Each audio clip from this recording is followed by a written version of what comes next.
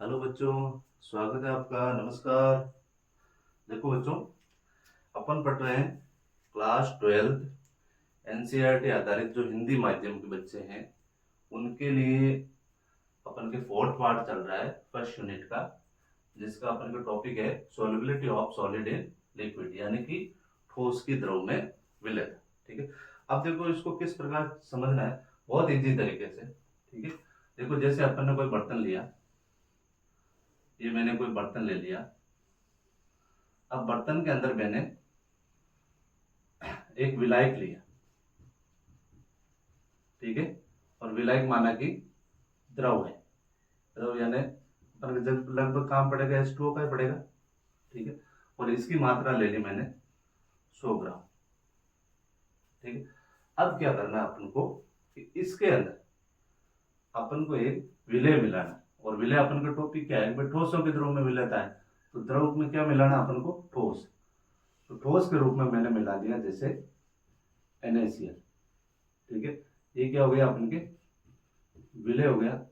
ठीक है। अब अपन को क्या करना है, इसके अंदर घोलना है इसको। घोलने के बाद में जितनी मात्रा अपन अधिक घोल सकते हैं इसमें, भाई 100 ग्राम में कितनी मात्रा अपन नमक की घोल सकते हैं, वो उसकी क्या कहलाती है, अपन के द्रव में विलयता कहलाती है। ठीक है। तो इसकी परिभाषा लेके अपन देखो परिभाषा किस प्रकार बनेगी। परिभाषा रहेगी अपन के कि 100 ग्राम विलायक। ठीक है। क्या लिया अपन ने, 100 ग्राम विलायक में किसी ठोस पदार्थ आपके नमक भी हो सकता है, ग्लूकोज भी हो सकता है, चीनी भी हो सकती है। ये सारी चीजें क्या आएगी अपन के ठोस के अंदर आएगी। तो किसी ठोस पदार्थ की ग्राम में मात्रा, ग्राम में मात्रा। ठीक है। यानी कि 100 ग्राम विलायक में किसी ठोस पदार्थ की ग्राम में मात्रा जितनी अधिक, जितनी अधिक मात्रा में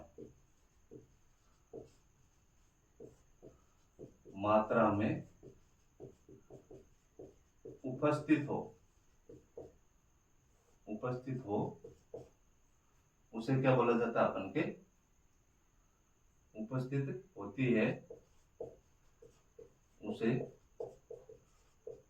ठोसों की द्रव में विलयता कहते हैं। द्रव में विलयता कहते हैं। होगी ये बिल्कुल नॉर्मल परिभाषा। ठीक है। एक परिभाषा देखो और भी लिखा दूं आपको। ठीक है।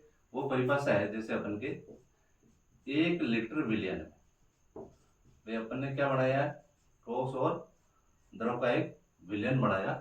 ठीक है। 1 लीटर विलयन में किसी, ठीक है, बिल्कुल इजी परिभाषा है, किसी ठोस पदार्थ के, ठोस पदार्थ के, किसी ठोस पदार्थ के जितने अधिकतम मोल, जितने अधिकतम मोल, अधिकतम मोल क्या करना है इसके अंदर, भाई जितने अधिकतम मोल उपस्थित होते हैं, उपस्थित होते हैं, उसे क्या बोला जाता है, द्रव में विलयता। यानी कि ठोस की द्रव में विलयता कहते हैं उसे, ठोस की द्रव में विलयता कहते हैं। यानी कि अपन ने 1 लीटर विलयन लिया, उसमें कितने अपन ठोस पदार्थ को घोल सकते हैं, यानी कि ठोस पदार्थ की जितनी मात्रा मोल के रूप में उपस्थित होती है, वो क्या होता है, उसकी उनके ठोस के द्रव में विलयता कहलाता है। ठीक है। अब जैसे एग्जांपल की बात करें, ठीक है, तो एग्जांपल में जल प्लस नमक तो हो ही गया। ठीक है। एक और एग्जांपल ले लें, जैसे अपन के जल प्लस चीनी हो गया, इसमें जल प्लस क्या हो जाएगा अपन के ग्लूकोज हो गया। ठीक है, तो ये सारी चीजें, जैसे इसमें विलय क्या है, जल रहेगा, और विलय कौन सा अपन के ये वाला। ठीक है, तो ये हो गया अपन के विलय जो अपन के द्रव रूप में है, और ये हो गया अपन के विलय जो अपन के ठोस रूप में। ठीक है, यानी कि इसमें कितनी मात्रा अपन घोल सकते हैं। ठीक है, ये होता है अपन के बेसिक तौर पे ठोसों की द्रव में विलय। ठीक है, अब इसका स्क्रीनशॉट ले लो। अब अपन पढ़ते हैं नेक्स्ट रहेगा कि ठोसों के द्रव में विलयता को प्रभावित करने वाले कारक। इसको आप इंग्लिश में बोल सकते हैं factor affecting of solubility of solid in liquid. चाहो तो आप इंग्लिश में लिख सकते हो साथ साथ में, यानी कि प्रभावित करने वाले कारक को factor affecting of solubility of solid in liquid. ठीक है, अब देखो इसमें अपन फर्स्ट पार्ट पढ़ेंगे कि जो रहेगा अपन के विलय एवं विलायक की प्रकृति। विलय एवं विलायक की प्रकृति, यानी कि किस प्रकार के द्रव में किस प्रकार के ठोसों को अपन बोल सकते हैं। बिल्कुल सिंपल, बहुत इजी भाषा में। ठीक है, यानी कि विलय तो आपको पता है कि द्रव है। ठीक है, और द्रव में किस प्रकार के अपन ठोस, यानी कि विलय के रूप में किस प्रकार के ठोसों को अपन उसके अंदर घोल सकते हैं, तो वो चीज देखनी है। तो ध्यान रखना, पहली पॉइंट ये रहेगा अपन के कि जो ध्रुवीय विलायक होते हैं, ठीक है, उसमें सिर्फ ध्रुवीय विलय ही घुलनशील होते हैं। तो पॉइंट नंबर 1 हो गया अपन के ध्रुवीय विलायक में ध्रुवीय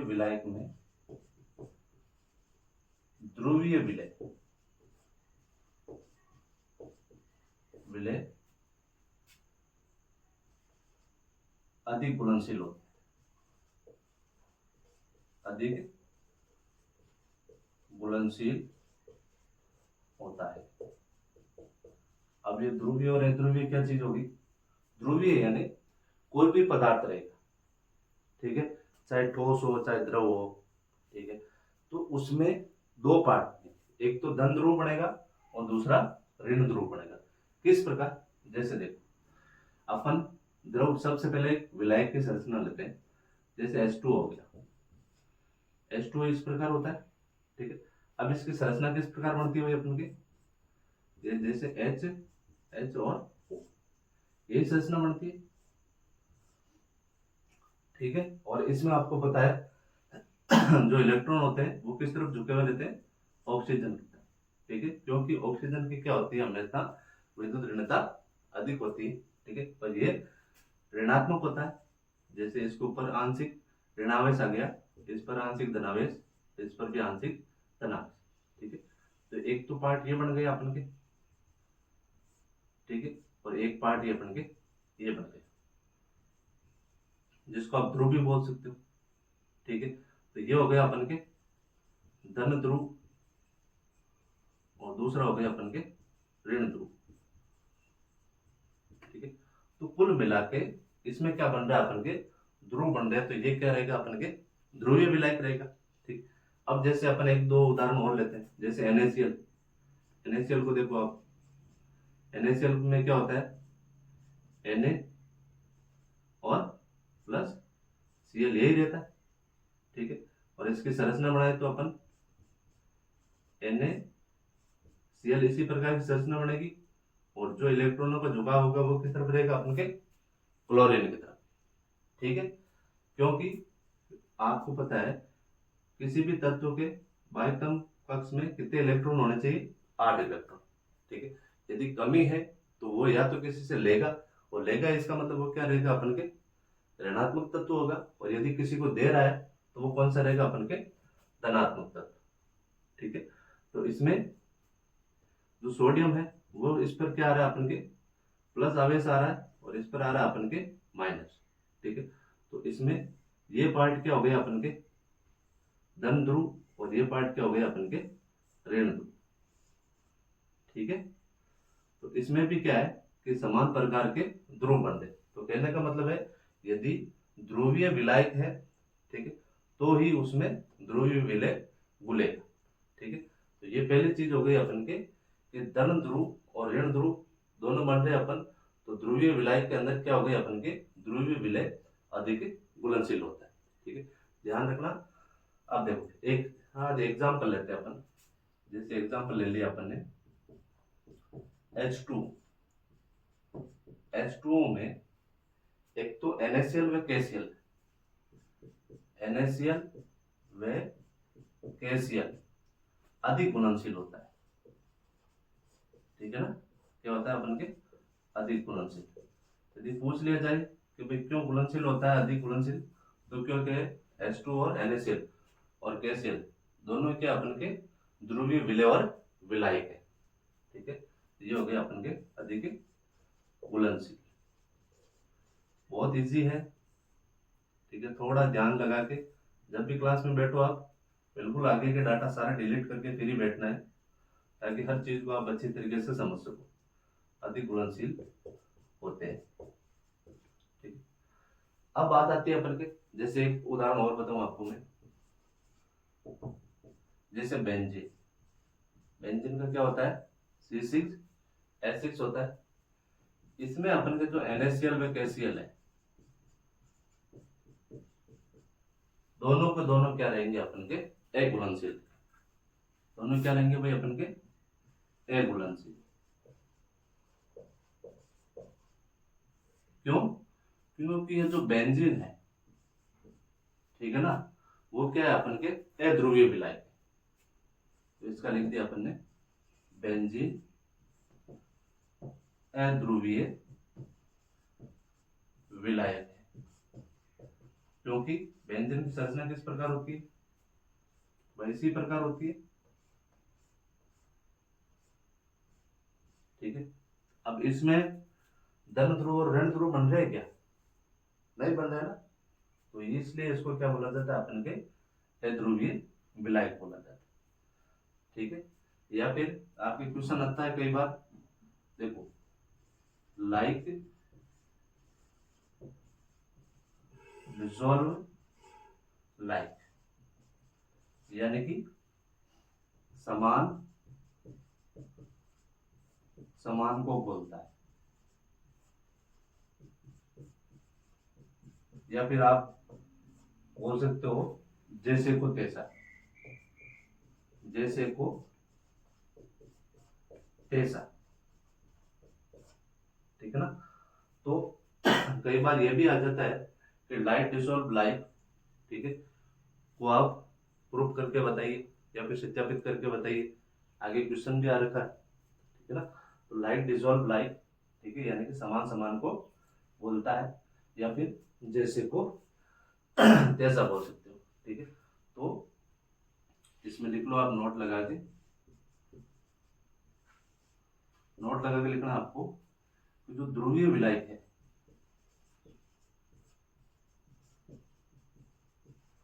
ठीक है, उसमें जो ध्रुवीय विलय है,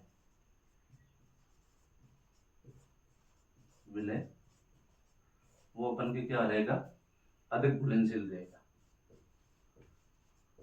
अधिक घुलनशील। सेकंड बात आती है अपन के तो जो अध्रुवीय विलायक,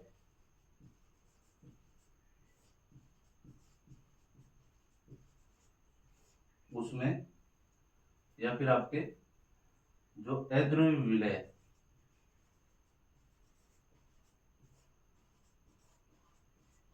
विलय है वो अधिक घुलनशील रहेगा। अध्रुवीय में अध्रुवीय और ध्रुवीय में ध्रुवीय, अधिक घुलनशील। ठीक है, बिल्कुल इजी हो गया। अब देखो कई बार क्या होता है कि आपको पहचानने में दिक्कत होती है कि भाई आपको कोई भी यौगिक दे दिया, ठीक है, अब यौगिक आपको कैसे पता चलेगा कि भाई ये ध्रुवीय है या अध्रुवीय है।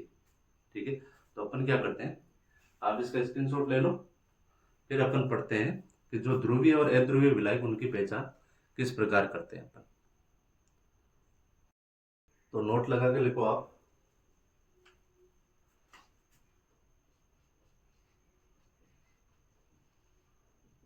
ध्रुवीय व अध्रुवीय अणुओं की पहचान, अणुओं की पहचान किस प्रकार करेंगे। तो देखो, जो ध्रुवीय अणु है, ठीक है, ध्रुवीय अणु निम्न में से एक गुण उपस्थित होना चाहिए। मैं गुण लिखाऊंगा, उसमें से एक गुण उपस्थित होना चाहिए। निम्न में से एक गुण उपस्थित होना चाहिए, होना चाहिए। अब देखो किस प्रकार। पहला गुण कैसे, जैसे नंबर 1, पहली चीज क्या रहेगी अपन के कि सिरों पर प्लस या माइनस का आवेश होना चाहिए, ठीक है। तो ये हो गया अपन के नंबर 1, सिरों पर प्लस या माइनस आवेश। पॉइंट नंबर 1 हो गया। दूसरा पॉइंट रहेगा अपन के, इसकी जो संरचना रहेगी वो अपन के असंतुलित रहेगी। सेकंड पॉइंट हो गया अपन के, संरचना असंतुलित। वो किस प्रकार, वो भी अभी आपको बताएंगे, एग्जांपल करेंगे ना तो उसमें। नेक्स्ट रहेगा अपन के कि या फिर आपके कोणीय संरचना रहेगी, ठीक है। पॉइंट नंबर 3 हो गया अपन के कोणीय संरचना। और पॉइंट नंबर 4 रहेगा अपन के जो केंद्रीय परमाणु होता है, ठीक है, केंद्रीय परमाणु पर इलेक्ट्रॉन युग्म, ठीक है, जिसको आप लोन पेयर बोलते हो, या फिर आप एकांकी इलेक्ट्रॉन युग्म भी बोल सकते हो, एकांकी इलेक्ट्रॉन युग्म, ठीक है। अब देखो, इनमें से कोई एक गुण होना चाहिए, ठीक है। गुण जैसे या तो सिरों पे प्लस या माइनस का आवेश होना चाहिए, या फिर क्या होना चाहिए अपन के संरचना असंतुलित, ठीक है, यानी कि सोरा संतुलित रहनी चाहिए संरचना, ठीक है। और या फिर आपके संरचना कोणीय रहनी चाहिए। अब देखो किस प्रकार, इसमें जैसे एग्जांपल लेते हैं अपन, एक जैसे माना कि H2O, ठीक। अब H2O की संरचना आपको किस पता है किस प्रकार होती है। एग्जांपल के तौर पे मैंने लिया H2O, ठीक है। H2O की संरचना इस प्रकार होती है, ठीक है, यही संरचना होती है। तो पहली चीज तो क्या रहेगी कि जैसे आपको पता है इस पर के कौन सा आवेश होता है, प्लस का, ये प्लस का, इस पर कौन सा आ जाएगा अपन के माइनस। तो क्या हो गया, सिरों पर प्लस या माइनस का आवेश, ठीक है। दूसरी चीज है, देखो इसके बीच में क्या बन रहा है अपन के, कोण बन रहा है, ठीक है। तो ये कोणीय संरचना भी होगी, ठीक है। तीसरी चीज जैसे अपन के इस पे कितने लेवल पे इलेक्ट्रॉन बचेंगे भाई, ठीक है। ऑक्सीजन 6 नंबर पे होता है, 2 इसने ले लिए काम में, ठीक है। तो पीछे कितने बचे अपन के, 4 इलेक्ट्रॉन, ठीक है। तो ये अपन के क्या होते हैं, अपन के लोन पेयर इलेक्ट्रॉन होते हैं, ठीक है। लोन पेयर इलेक्ट्रॉन का पता तभी चलेगा जब आपको संयोजकता आ रही होगी, ठीक है ना। यानी कि बाह्यतम कवच में कितने इलेक्ट्रॉन चाहिए होते हैं उसको, 8 इलेक्ट्रॉन, ठीक है। तो 6 तो होते हैं इसमें, ठीक है, 2 ही चाहिए होते हैं, ठीक है। तो 2 किससे ले लिए इसने, दोनों हाइड्रोजन से, और दोनों हाइड्रोजन से लेके इसने अष्टक पूरा कर लिया। लेकिन जब इलेक्ट्रॉन युग्म हो रहा है, ठीक है, तो एक इलेक्ट्रॉन इसका भी तो काम में आ रहा है, एक इलेक्ट्रॉन हाइड्रोजन का काम आ रहा है, ठीक है। तो 6 में से 2 तो इसने काम में ले लिए, पीछे कितने बचे, 4। तो ये 4 इलेक्ट्रॉन क्या हो गए अपन के एकांकी युग्म, ठीक है। और आप बताओ इसकी संरचना संतुलित है क्या, संतुलित थोड़ी है, ये तो अपन के असंतुलित संरचना है, ठीक है। तो इसको अपन क्या बोलेंगे, ध्रुवी, ठीक है। एक एग्जांपल और लेते हैं अपन, जैसे NH3, इधर लिख लेता हूं NH3, ये तो ये नंबर 1 हो गया, ये नंबर 2 NH3। NH3 की संरचना किस प्रकार रहेगी, नाइट्रोजन और ये अपन के हो गए 3 हाइड्रोजन, ठीक है। तो ये अपन के प्लस हो रहा है, अपन के प्लस आवेश हो रहा है, तो इस पे कितना हो जाएगा अपन के माइनस का आवेश हो जाएगा। ठीक है, संरचना भी संतुलित नहीं है। और दूसरी चीज क्या अपन के इनके बीच में कोण भी बन रहे हैं। ठीक है, ये हो गया अपन के जैसे NH3। अब आपको एक और उदाहरण बताता हूँ। ये तो हो गया अपन के ध्रुवीय का। ठीक है, अब देखो एक अध्रुवीय का उदाहरण बताओ। जैसे माना कि CO2 नंबर 3, CO2। अब CO2 की संरचना किस प्रकार रहेगी? कार्बन डबल बॉन्ड हो, कार्बन डबल बॉन्ड। अब देखो इसके ऊपर क्या रहेगा भाई अपन के। ठीक है, ये तो देखते ही पता चल रहा है अपन के संरचना बिल्कुल संतुलित है दो भागों में। ठीक है ना, भाई दो भागों में संतुलित है ना, ये संतुलित है, इसका मतलब क्या अपन के अध्रुवीय। ठीक है, एक उदाहरण और लेते हैं अपन। जैसे CCl4, इसकी संरचना किस प्रकार रहेगी? इसी प्रकार की रहेगी। ठीक है, तो ये बिल्कुल क्या अपन के संतुलित संरचना है। ठीक है, अब देखो जैसे कार्बन के बाह्यतम कोश में कितने इलेक्ट्रॉन है? 4 होते हैं। चारों को चारों विभाजित हो रहे हैं, इसका मतलब यहाँ पे लोन पेयर भी नहीं है। अब कोई बोल सकता है सर इसके बीच में तो कोण तो बन रहा है। ठीक है, 90 डिग्री कोण बन रहा है। ठीक है, लेकिन इसमें ध्यान रखना ध्रुवीय विलायकों के अंदर 90 डिग्री कोण नहीं बनता है। ठीक है, और दूसरी चीज है एक से अधिक कोण बन रहे, 1 2 3 4। ठीक है, तो ये सारा का सारा क्या रहेगा अपन के अध्रुवीय विलायक रहेगा। ठीक है, इसी प्रकार आपको इसकी पहचान करनी। ठीक है, तो ये होता है अपन के ध्रुवीय अध्रुवीय अणुओं की पहचान। ठीक है, अब देखो नेक्स्ट लेते हैं अपन प्रभावित करने वाला कारक। ठीक है, स्क्रीनशॉट ले लो इसका।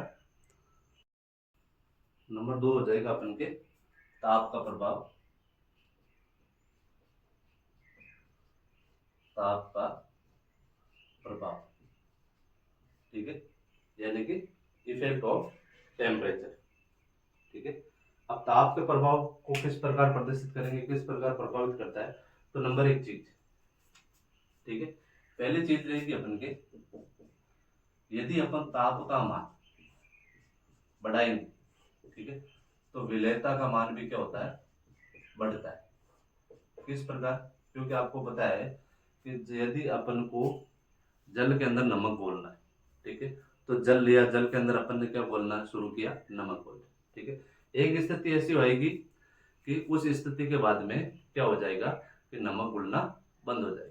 ठीक है, अब यदि अपन को उसको और यदि नमक उसमें घोलना है, ठीक है, तो क्या करना पड़ेगा कि उसके लिए अपन को उसको गर्म करना पड़ेगा, यानी कि उसको ताप देना पड़ेगा। ठीक है, ताप देने से क्या होगा कि जो उसके अंदर जो गतिज ऊर्जा है, ठीक है, उसमें ऊर्जा का मान भी बढ़ेगा, और उसमें ऊर्जा का मान बढ़ने से गतिज ऊर्जा का मान भी बढ़ता है। ठीक है, तो धीरे धीरे उसकी घुलनशीलता क्या हो जाती है? अधिक हो जाती है। ठीक है, तो आप सब चीज समझते हैं, सबके घर में इस चीज का काम पड़ता है। यदि किसी चीज को अधिक ताप दिया जाता है, फिर उसके अंदर यदि आप कोई विलेय पदार्थ घोल रहे हो, ठीक है, तो उसको आप अधिक मात्रा में घोल सकते हो। ठीक है, जैसे एग्जाम्पल के तौर पे, ठीक है, एग्जाम्पल के तौर पे जैसे NaNO3, सोडियम नाइट्रेट को ताप देने के बाद में उसकी विलेयता बढ़ा सकते हो आप। NaCl, इसके भी ताप के बाद में विलयशीलता बढ़ती है। ठीक है, NH4Cl यानी कि नौसादर, अमोनियम क्लोराइड, ठीक है, और या फिर आप केन होता है। ठीक है, या फिर आपके शक्कर ले लो, ग्लूकोज ले लो, सारी चीजें अपने ताप बढ़ाने पर क्या होती है? इसका मान बढ़ता है। ठीक है, तो ये हो गया अपन के ETC। अब क्या होता है कि कई अपवाद भी होते हैं। ठीक है, अब आप एक चीज बताओ मेरे को कि भाई जब ताप दिया जाता है, ठीक है, तो जैसे देखो आपको एक उदाहरण बताऊंगा आपको कि जैसे NaCl का विलयन है, इसको अपन ने क्या दिया? ताप दी, यानी कि उष्मा दी। ठीक है, किसमें घोल के? भाई जल में घोल के ही तो दिए अपन ने। ठीक है, विलयन बनाया। ठीक है, तो ये क्या करेगा? अपन के आयनों में टूटेगा, Na+ और Cl-। ठीक है, और यदि कोई ताप का अवशोषण कर रहा है, ठीक है, तो वो कौन सी अभिक्रिया हो जाएगी अपन के? ऊष्मा शोषी, ठीक है, यानी एंडोथर्मिक अभिक्रिया, ठीक है।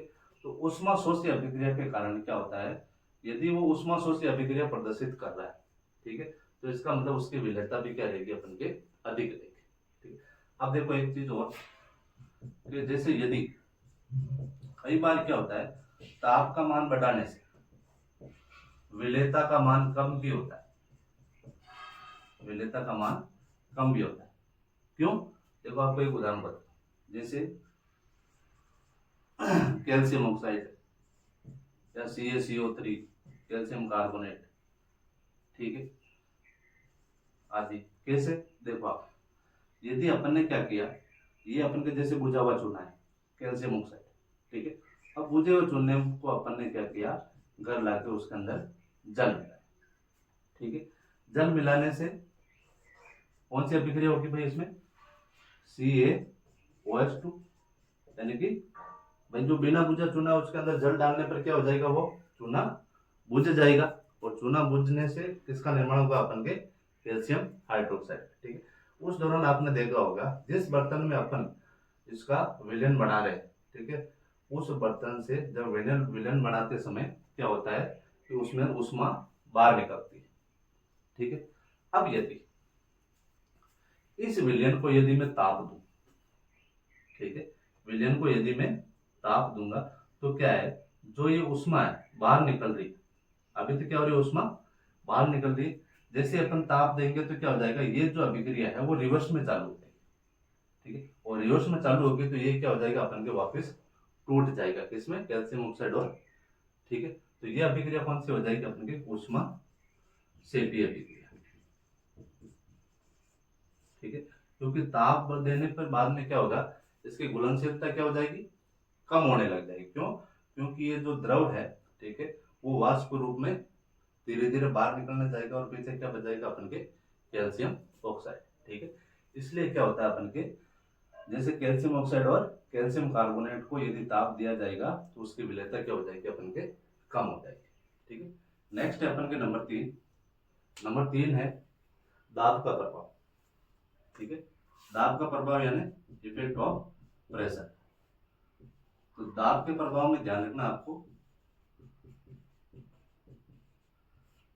ठोसों के द्रव में विलेयता में दाब के प्रभाव से कोई परिवर्तन नहीं होता। आप चाहे प्रेशर दो, ठीक है, प्रेशर देने से उसके अणु में किसी प्रकार का कोई फर्क नहीं आएगा। कोई गैस थोड़ी है भाई ताकि आप उसको दबाओगे, दबाने से वो क्या हो जाएगी, अपन के द्रव में परिवर्तित हो जाएगी, ठीक है। तो इसका ध्यान रखना है आपको कि दाब के प्रभाव से कोई परिवर्तन नहीं होता है, नहीं होता है, ठीक है। तो ये है अपन के ठोसों के द्रव में विलेयता को प्रभावित करने वाले कारक, ठीक है। अब एक चीज इंपॉर्टेंट और है, आप इसका स्क्रीनशॉट ले लो, उसके बाद में पढ़ते हैं अपन।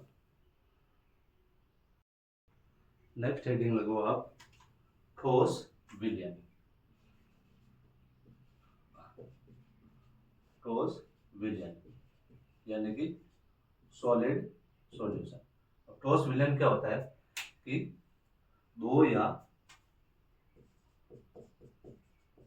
दो से अधिक पदार्थों के समांगी मिश्रण, समांगी मिश्रण को क्या बोला जाता है, अपन के ठोस विलयन, ठीक है। अब ध्यान रखना, ये दो प्रकार के होते हैं, ठीक है, ये विलयन दो प्रकार के होते हैं, ठीक है। पहला रहेगा अपन के प्रतिस्थापी और दूसरा रहेगा अपन के अंतराकाशी, ठीक है। तो नंबर 1 हो गया अपन के प्रतिस्थापी, ठीक है, प्रतिस्थापी ठोस विलयन, या फिर आप इसको प्रतिस्थापी विलयन भी बोल सकते हो। तो अपन पढ़ रहे हैं ठोस पार्ट, तो ये लिख दिया मैंने प्रतिस्थापी ठोस विलयन, ठीक है। अब प्रतिस्थापी ठोस विलयन क्या होता है, जैसे माना कि मैंने ये लिया अपन के विलायक के अणु,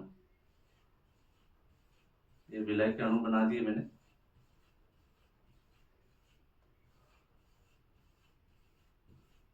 ये विलायक के अणु क्या करेंगे अपन के, अब ये तो हो गया अपन के जैसे विलायक, माना कि ये हो गया अपन के विलायक, ठीक है।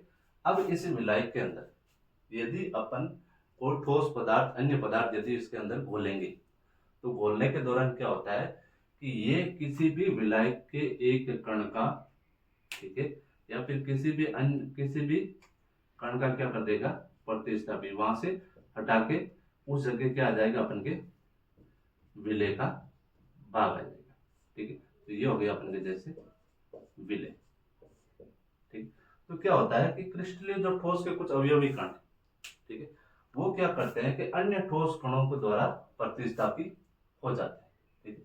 तो जैसे अपन ने ठोस विलयन बनाया, ठोस विलयन के दौरान क्या हुआ, विलायक अपन ने लिया था, जैसे विलय उसके अंदर डाल के अपन ने ठोस विलयन बनाया, तो क्या होगा, ये जो विलय के कण है वो विलय के कणों का क्या कर देंगे, अपन के प्रतिस्थापी कर देंगे, ठीक है। और उस जगह क्या आ जाएंगे, ये खुद अपनी जगह बना लेंगे, ठीक है। तो इसकी परिभाषा की बात करी जाए तो बिल्कुल इजी है, वो रहेगी अपन के जैसे क्रिस्टलीय ठोस,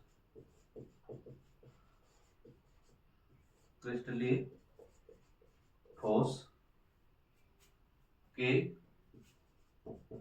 कुछ अवयवी कण,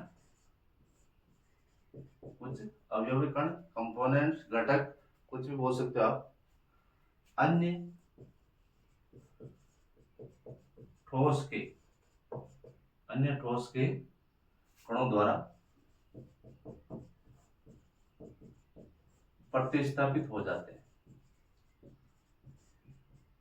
यानी कि उसको टिक लगा के बाहर निकाल के खुद बैठ जाते हैं, प्रतिस्थापित हो जाते हैं। ये तो हो गया नंबर पार्ट एक।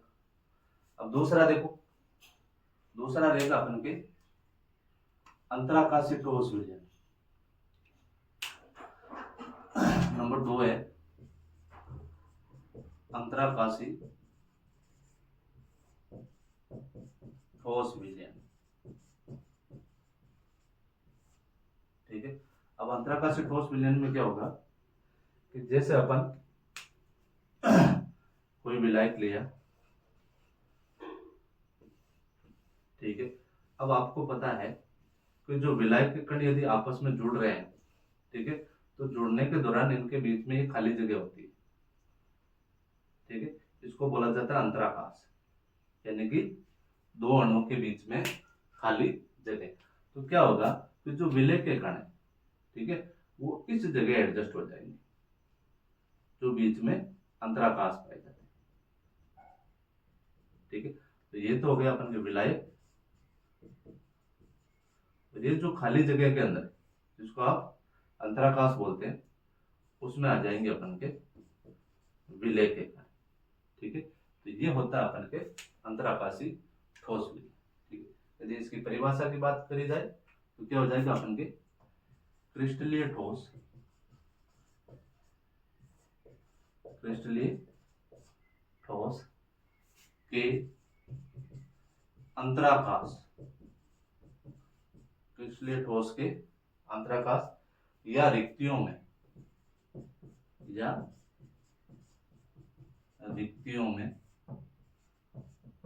या रिक्तियों में अन्य ठोस के कण, अन्य ठोस के कण आ जाते हैं, ठीक है। तो वो क्या कहलाता है अपन के अंतराकाशीय ठोस विलयन, ठीक है। पहला प्रतिस्थापी है, दूसरा अंतराकाशीय है। अब अंतराकाशीय के एग्जाम्पल भी लिख लो एक आध, टंगस्टन कार्बाइड, टंगस्टन कार्बाइड, यानी कि WC। तो ये होता है अपन के ठोस विलयन, ठीक है। तो ये हो गया अपन के आज टॉपिक ठोसों के ध्रुव में विलयता।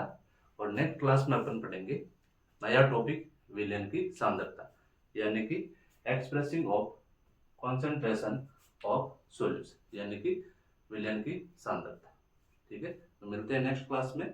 तब तक के लिए थैंक यू।